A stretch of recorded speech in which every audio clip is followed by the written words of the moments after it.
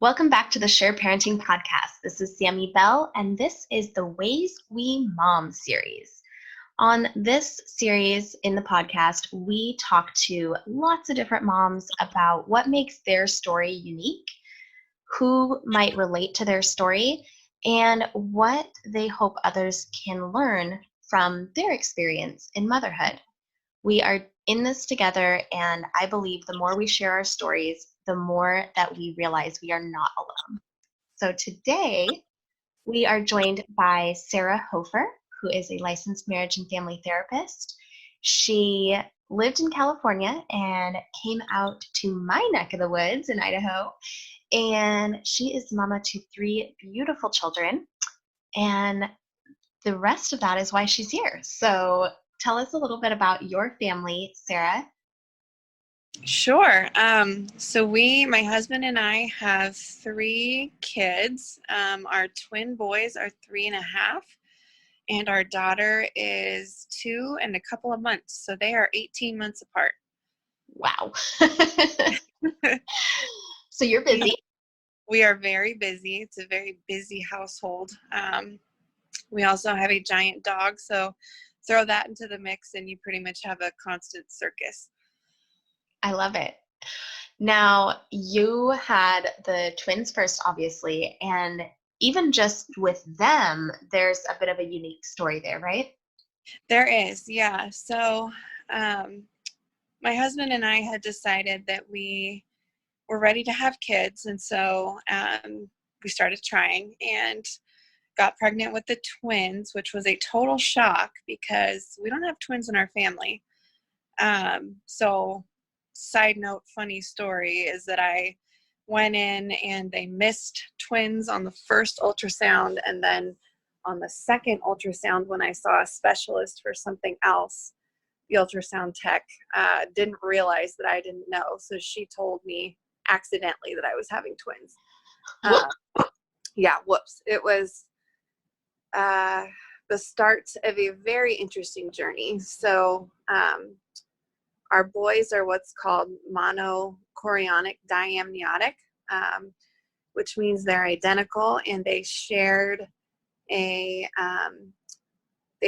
placenta. So that's a normal twin thing, but along the way we discovered that they weren't sharing things properly in the womb, which they still don't. But one of our little guys was getting way too much amniotic fluid, and he was taking the bulk of the nutrients from the placenta, and the other had almost no amniotic fluid and wasn't getting enough nutrients. So the shortest version is that I ended up having to have surgery while I was pregnant. They had to go in and sever some blood vessels on the placenta while I was pregnant in order to help balance out which baby was getting what. Now, when you realized that you were having twins, from the time you realized you were having twins to the time you realized that they were at risk, how much time had passed? No time at all, actually. Okay. So that it was in that very first appointment, I was 13 weeks pregnant, and they told me, "Oh, surprise, you're having twins." Gotcha. Oh, and by the way, you're having a high-risk type of twin called monochorionic diamniotic, and it's likely that we're seeing the beginning signs of something called twin-to-twin transfusion syndrome, Okay. Which is that condition I just described. So yes, I was digesting the news of having twins and the likelihood of a major complication in the same day. Oh my word. Yeah, that was a lot. What did your husband say about twins? I feel like I probably could have picked his jaw up off the floor. He was sitting next to me. And he didn't say much, and neither did I. We both kind of wondered if the doctor or the ultrasound tech was kidding. When she assured us that she wasn't, we both just started laughing. we were happy. We wanted kids, and we were happy and thankful for the pregnancy, but very shocked. I bet. Yeah. Now, how far along were you when you guys had to actually have the surgery? I was 24 weeks on the dot. So they'd been monitoring my condition all along. And then I went in at 23 weeks in a couple of days, and my I think he's a perinatologist, I think is his official title, said, we're seeing the signs that, it's progressed into stage 1 at this point, and I need you to go see a surgeon tomorrow, and it's likely you're going to have surgery in the next day after that. Oh, wow. So yeah, he saw me, he had me go see a surgeon in Pasadena the next day, and it moves quickly. So in that 48-hour span between the time that I was told there's a problem significantly and you're having surgery to the time I had surgery, one of my baby's hearts had started to fail because his heart couldn't pump the blood and the amniotic fluid through quick enough. So that was a very dark couple of days for sure. I bet. They had told us, one of your twins, his heart is failing. And so we were obviously stunned and wondering what our options were. And he gave us 5 options. And my husband said, bottom line, which is the one that gives both of our children a shot at life. And the doctor said, well, your only option that presents that as even a possibility is surgery. And so without question, that's what we decided to do.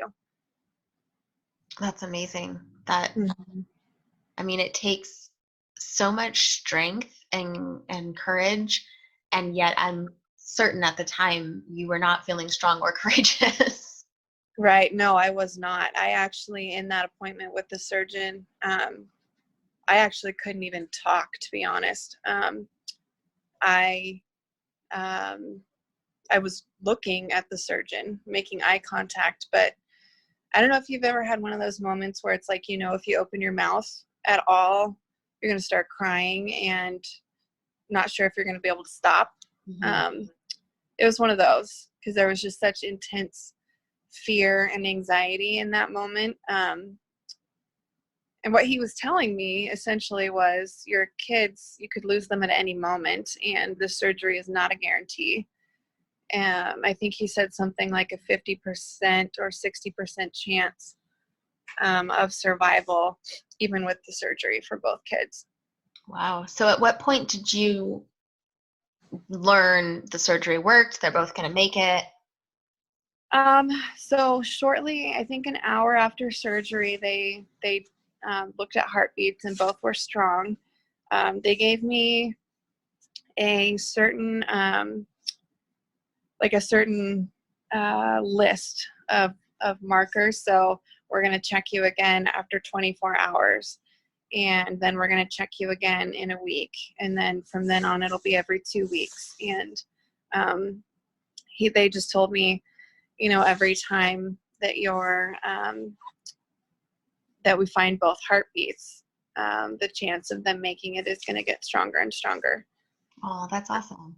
Yeah. So the diciest moment was an hour after surgery, because they lose a lot of kiddos during surgery. And so the surgeon told us, if they made it through, that's a really good sign. And they did, both very strong heartbeats. That's amazing. And they're 3.5 now. They're 3.5, and you'd never know that they went through something like that because they move and talk and scream and make all sorts of noise and jump off of couches, break each other's arms. That's right. Exactly. Yeah.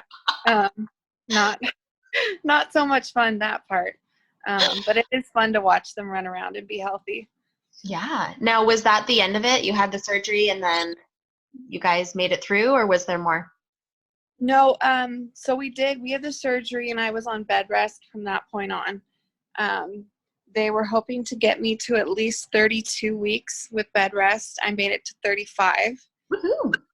Yeah, so that was awesome. We knew going in, because they had seen it on an ultrasound, we knew that one of our sons had a club foot. Okay. We were prepared for that, and they had walked me through, what treatment for that looks like, and kind of what he could expect throughout his life. And we knew that would be challenging, but we're comfortable with kind of what we were going to need to do. I did have a C-section unplanned at 35 weeks because my water broke. Okay. And I kind of knew that a C-section was coming, so that wasn't a surprise to me. I wasn't upset about that. What happened, though, is there was something wrong with, they call him Baby B, because they name your babies in pregnancy, Baby A and Baby B. So Baby B, who is Caleb now, he wasn't crying when they originally, when he was born, and the crowd of nurses around him cleaning him up kept getting bigger and bigger. So obviously Mike and I knew, okay, something's not right here. It turns out he had something called tracheoesophageal fistula, which meant that his stomach was connected to his trachea. So his trachea connected to his lungs and his stomach, and his esophagus ended in a blind pouch. They did not see that on an ultrasound, so that was another big shock. Oh. And they were trying to obviously keep a new mom calm. Mm-hmm. So telling me, oh, we're just going to take him to the NICU for observation. And that turned into, oh, by the way, your baby's going to need major surgery even though he's 10 hours old. Wow. So that, I think, was really challenging for me because everyone got to be there for Caleb, except me. Because I had the C-section, I was stuck in my room, while everyone else got to be in the waiting room and do all of the normal things that one might do when a loved one's in surgery. Mike, my husband, was able to convince one of the doctors to come to my hospital room, actually, and talk to me and give me the update in person. So that really meant a lot to me, that he thought of me in that moment by myself in the hospital room. And gosh, it's going to make me cry now, but thought of me and how scared and lonely I must feel up in that room by myself.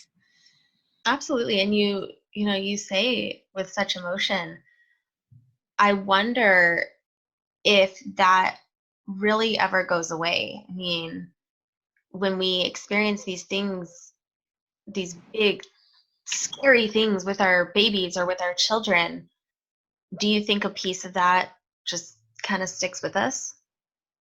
Yeah, I do, actually. I've kind of affectionately nicknamed it NICU PTSD, because they did have a NICU stay after that.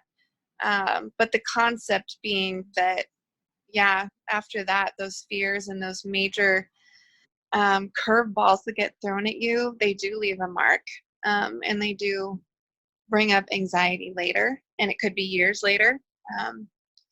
You alluded to Zach breaking his arm, Mm-hmm. and when he was in the hospital for that, for sure, all sorts of anxieties came rushing back. That's pretty intense. Now, it's funny you say NICU PTSD because you're actually not the only mom who said that to me. I have a friend who used that exact phrase Yeah. to reference her experience after having her babies in a NICU and then years later having one of her kiddos get hurt. So I think that's a very real thing, and it is something I'm grateful to have you here to talk about because I think that it's not something that moms should have to suffer in silence, but I think it's something they mostly do. Um, Yeah. Yeah. Well, and there is I think there's a stigma sometimes, like, so after Caleb's surgery was a success and after both my boys were fine, there is that, I think, oh, but your babies are healthy and everything's fine. And, you should be grateful and you should be thankful. And there isn't room sometimes for moms um, to feel all of their feelings, if that makes sense. And there isn't room sometimes for moms to um, acknowledge and work through the hard parts while still being grateful for the health of their child.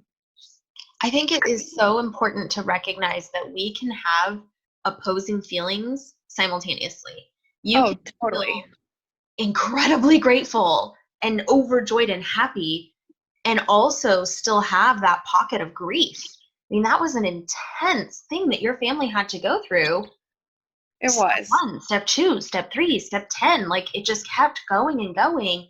And Yeah. yes, the end result is these happy, healthy 3.5-year-olds, and thank goodness. But Yeah. also, there's a real fear and trauma, and I think, like you said, in that moment, moms aren't often able to even feel those things fully because Right. it's Oh no, you're too in much. fight mode. Yeah.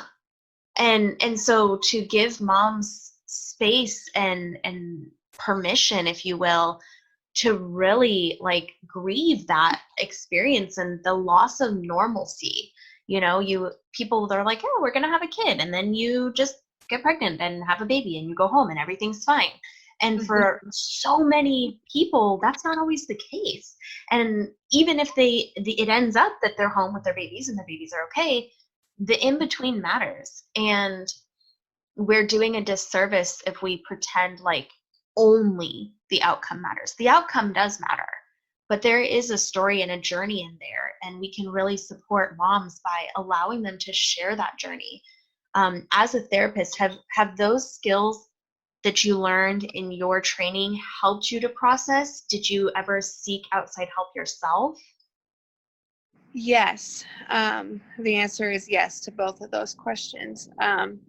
So to the first question, the skills as a therapist, how did that help? I think because I had counseled clients through grief before, I kind of at least had the bones of it to help myself a little bit. But it's so different when you're the one walking through the grief as opposed to being the professional that's walking with someone.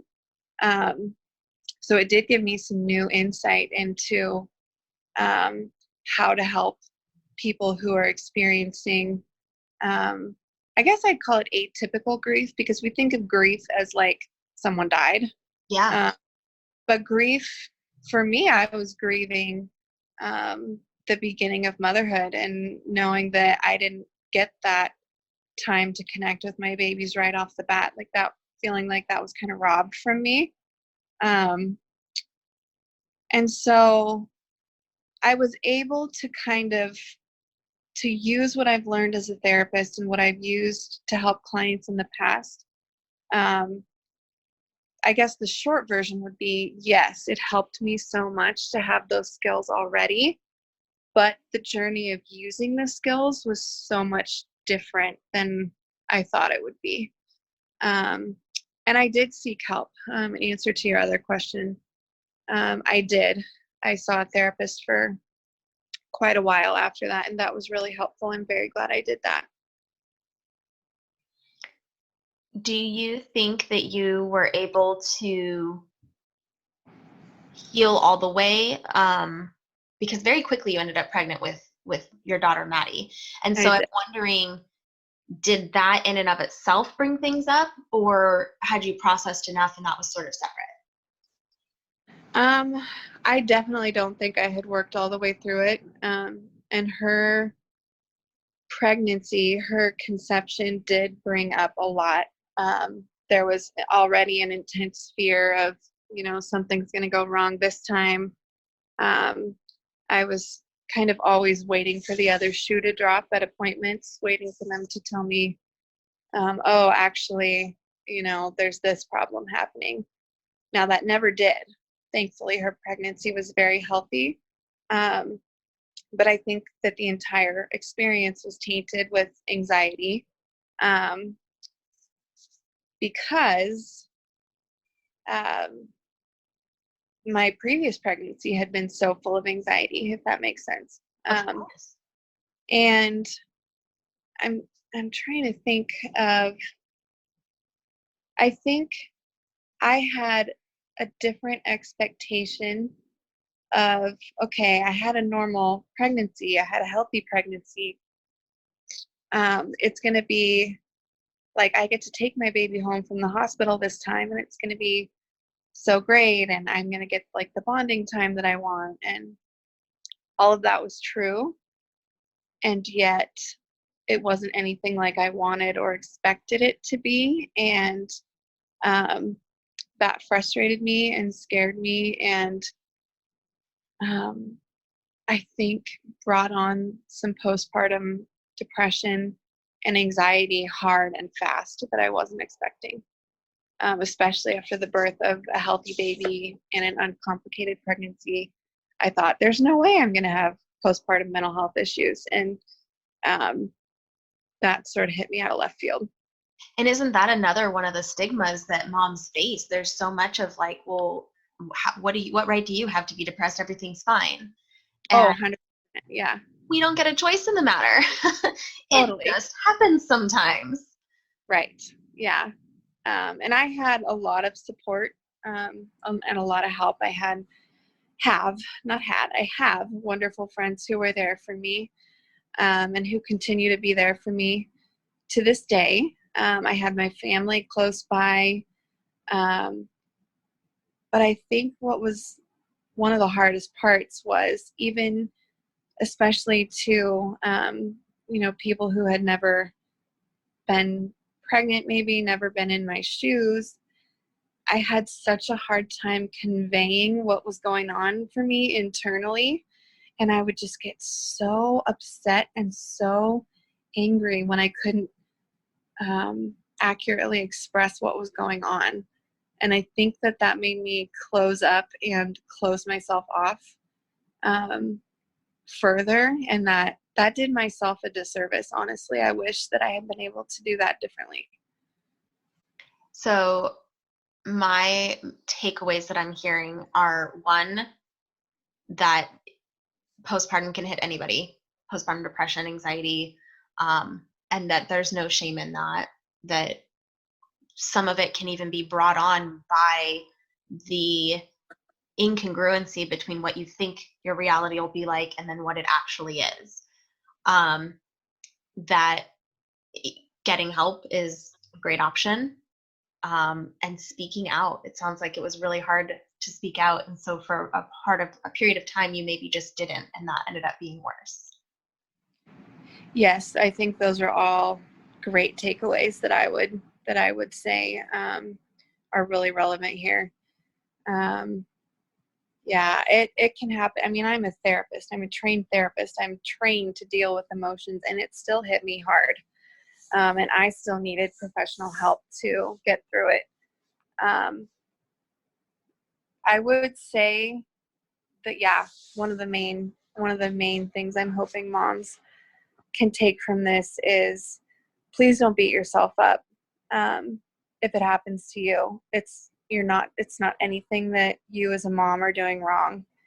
Postpartum depression, postpartum anxiety, it's not your fault at all. But without seeking the proper help, it can hinder your enjoyment of life, and it can hinder the view and the vision that you have for your family. So it's not your fault, but don't wait.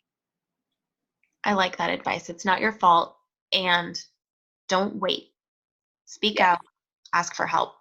Now, I have had some moms share with me their experience that it was hard to find help. So do you have maybe like 3 tips on finding a good postpartum therapist?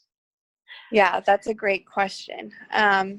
So I would say, if it were me, I would seek out a therapist who specializes in postpartum issues. And actually, there's an organization called Postpartum Support International. Oh, great.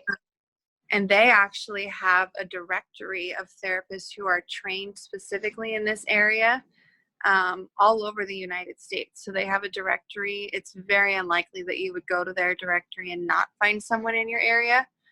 But it is so important to find a specialist that is knowledgeable about postpartum depression, anxiety, and other mood disorders. That is something that I didn't know when I was seeking help, and I wish that I had. Now, the person I had was wonderful and very helpful, and seeking therapy of any kind is great, but I think that women are going to get the most benefit out of seeking someone who's a professional in that aspect. There's a whole bunch of online directories. So Psychology Today is one of the most famous ones, and you can kind of check different areas that you're struggling with, and it kind of narrows your search down to help you figure out who in your area is best equipped to handle that. And then I would also say, before you start therapy, interview that person, maybe in a phone call, and ask about pieces of treatment that are important to you. So if it's important to you that, they give you homework every week, ask them about that. Ask them about their training and why they like to do postpartum depression and anxiety and mood disorder. Like why they offer that. Why did they choose that? You'd be surprised what you find out. But don't be afraid to advocate for yourself in finding a therapist. And just because someone says, yeah, I'm really good at this, and I feel like, I'm equipped to handle that, doesn't mean that you're going to connect with the person, and that's okay. So it's okay to say, you know what, I don't feel like this is a good fit. Totally. Help elsewhere. Yeah, absolutely. Absolutely. Because their expertise is only half of the puzzle. Okay. Their expertise is only half of the puzzle. The other half then would be feeling like you can connect to them and can trust them. So that's why I would say interview before you start to make sure that you feel as safe as you can meeting a virtual stranger in the beginning. That's fantastic. I really appreciate that. We will be sure to include the links that you mentioned so that moms can just click it and go look. I think that one question that might come up is, well, how do I know if I have postpartum depression? Do you need a diagnosis to go seek help? Like, could it just be that maybe talking to somebody would be helpful because you're a new mom and it's new and overwhelming? Oh, definitely. Yeah, you don't need a diagnosis. In fact, I would caution against waiting for a diagnosis before you seek help. I think if you feel in your gut like something's off, listen to that. Listen to that, because you may be a new mom, but you're a mom and you know yourself, and you know if something's not right within your mind, within your spirit, that kind of thing. So absolutely don't wait for a diagnosis. And it might even be that you need a professional to help work through whether or not that diagnosis applies to you. And you may get into therapy and realize, oh, I don't have postpartum depression. That's okay. It's still really helpful to process what being a new mom is like. Fantastic. I love it. I think we all deserve to have that person to support us and walk with us through what is such a transformational journey. I really love the analogy, the butterfly analogy that a mentor of mine had told me before. And it is that caterpillars, when they form their cocoon, a lot of people think that they just kind of sleep and then wings sprout out of their back and they come out a butterfly. But in fact, with tiny little microscopic cameras, we've been able to watch this transformation, and they actually dissolve into like goo and are reformed into a completely different creature. Like a butterfly is not just a caterpillar with sprouted wings. And that transformation, that really messy, complete and utter overhaul, that describes motherhood pretty well. It does. That's a great analogy. Right? You go in and you're like, I'm just gonna give birth, and then poof, I'll be a mom. But there's this green goo phase, as this mentor calls it. Her name is Beth Griffith, and she talks about the green goo phase in relation specifically to business. But anytime you're really becoming something new, you go through that green goo phase, and it's messy and weird and confusing. And another thing I read that I thought really made a lot of sense is, part of the reason it can be so challenging is because as an adult, you're used to doing most things with a certain level of competence. You don't typically do things that you don't have reasonable confidence that you're going to be able to do. And so, you cook and you pay bills and you work and you do whatever just as a regular adult. And then when you become a parent, you are suddenly thrown into this world that you have no idea what you're doing. And it's all encompassing. It affects every single aspect of your former life. And so to have something that big that you don't yet feel confident in can be really jarring. And it's okay that that transition might need a little bit of extra support. Definitely. That's really well put. I would agree 100% with that. I love it. So one of the things that I really like to ask moms when I have them on the show is when you look at your parenting now, was it influenced by your pregnancy, birth, postpartum experience? Did you know before you had kids how you wanted to parent? Have any of those ideas changed since you had kids? Kind of that journey.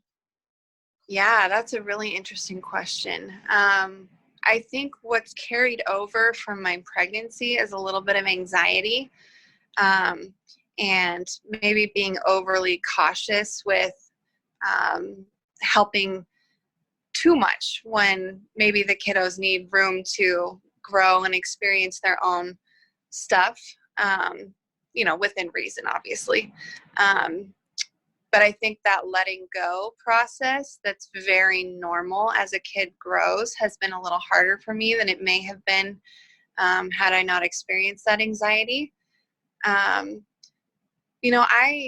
have really great parents, and I had a good childhood, and I think now looking back on it, what's impacted me the most actually is you, Sammy, and reading your book, and knowing that some of my stuff is old stories that were not created intentionally, but were causing problems nonetheless. I didn't even know they were a problem until I had kids. And so being a parent has actually given me a unique opportunity to deal with some of my own stuff that I didn't know was present.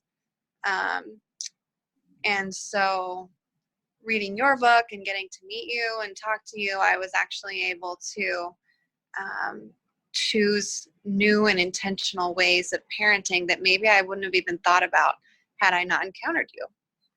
That's fantastic. I'm so glad to hear that. It makes me feel good.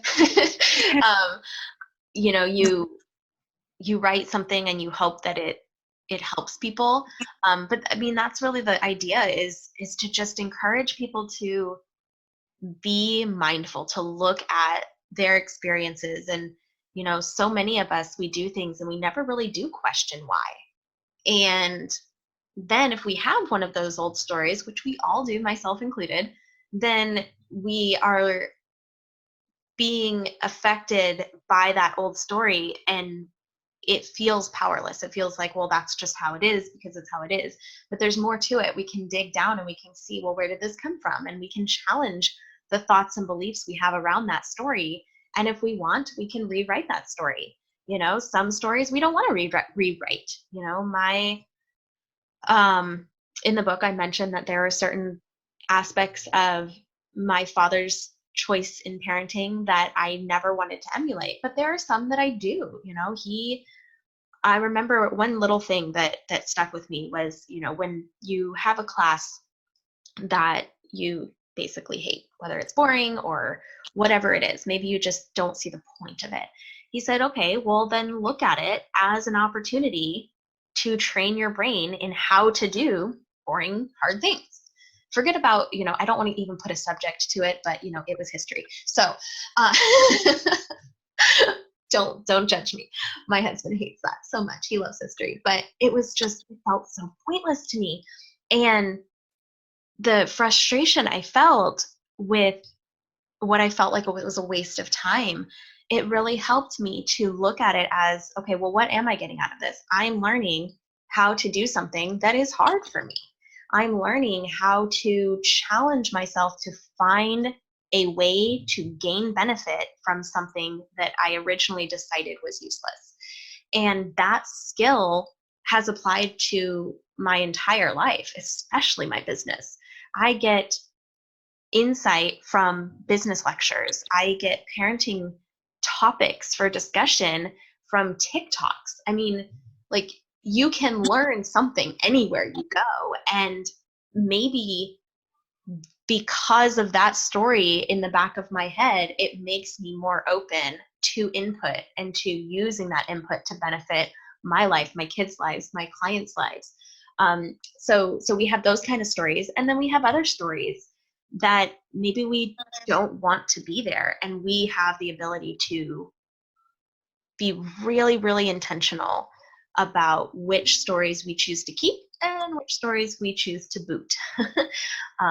So I love hearing that you have been able to do that in your parenting. And I have had the pleasure of watching you parent, and you are an excellent mom, and I'm very grateful. Thank you. You're welcome. I'm grateful that you're willing to come on and share some of your story, because I think that when we see somebody in our day-to-day, so often we focus just on the positive or that highlight or that moment, and we don't really know what the story is. We don't think, maybe this mom had a really harrowing journey to get to this point. And sometimes, because we know our own story and we know our own struggles, we feel less than, because we're looking at somebody who seems to have it all together and they're doing a great job. And somehow we assume that they must be like that 100% of the time. And we're the only ones that have all of the secret struggles. And that's not true. And I admire your vulnerability. I admire your ability to come and share with people, these really hard times. And, especially with having Maddie and being forced to walk through depression and anxiety that felt so out of place. Like, why is this here? And unfortunately, sometimes we don't get that answer, but we can't get through it, right? Right. And that's what I hope to inspire people, that the therapist, the parenting mentor, like, we struggle too. And we've had to walk through these too. And you're not alone. I think that's the most important part. You're not alone. I love talking with you because your experience is really very different than mine in a lot of ways. My boys are 19 months apart, so like there's this similarity there, but you had twins and then a baby. I had a kid and then a kid. Like, very different, and obviously a baby. I had a kid and a baby, but it just, the twins part does make that very, very different. Yeah. And I love gaining your perspective and your insight on those differences, because it's not something I can experience for myself. So I guess my next question would be, what is your favorite part? What's the best part? What's the highlight of having twins and then having, a toddler so close in age? Oh man, that's a good question. I think the ages they are now, my boys being 3.5 and Madison being 2, has been my favorite so far. I've loved watching my boys become not just brothers, but best friends. So sometimes I just sit back and listen to them play, and their emotions are wild, and it's so fun to listen to. And it's really fun now to see them starting to incorporate Maddie into whatever they're doing. They don't always like her insistence on being part of things, but they're grudgingly kind of getting used to it. And so the other day, one of my boys was actually teaching her how to do something. And so watching them develop that relationship that I hope will be present for their entire lives has been just a joy to watch. That's amazing. Best little friends. Yeah, definitely. Yeah, that's definitely been one of my favorite parts of being a mom. And then also just watching their emotional intelligence develop too. Watching them learn how their actions and their words impact other people. And watching them get to learn that in a way that, you know, is safe. So they're not making like huge mistakes, but watching the little wheels turn in their heads as they figure out how to be in a healthy relationship with people and with each other is just incredible. I love it. It must be really fun to watch kids develop from a therapist's perspective. It is a blast. Yeah, it's a blast. Oh, you're going to use those skills all throughout your life. Yay! Yep, I'm going to make sure you use those as adults. I love it. Now, for people who are seeking somebody to talk to, are they able to work with you? What criteria would they need to fall into to be able to actually work with you professionally? Yeah, good question. Absolutely. So I see clients remotely and in my office in Eagle, Idaho. But I am also under lockdown from a global pandemic. We're under lockdown, yeah. So right now it would have to be virtual. But because I hold my California license still, I can also work with clients in California virtually. So if people aren't opposed to video sessions, that's a really great way to work with me. Right now here in Idaho, anywhere in the state is fine as long as you don't mind video sessions. And anywhere really in the Treasure Valley area, once this lockdown has been lifted, anyone's welcome to reach out and come see me at my office in Eagle. Awesome. Now you had mentioned asking the therapist in question, so I will ask you, do you have postpartum support, training, such and such? Yeah, good question. So I did undergo the training that Postpartum Support International puts on specifically for therapists who want to work with this population. So I do have some specialized training in this area. It's not just my own experience informing me. There's a certification actually that I'm in the progress of doing. The only part I haven't done is taken the test, but I've done all the training. I love it. It's fascinating, yeah. It's a whole different animal really than more typical depression and anxiety. There's just a different element to it, if that makes sense. Oh, it does. Been there. Yeah. I've had traditional and I've had postpartum, and they are beasts. Very different colors. Very different.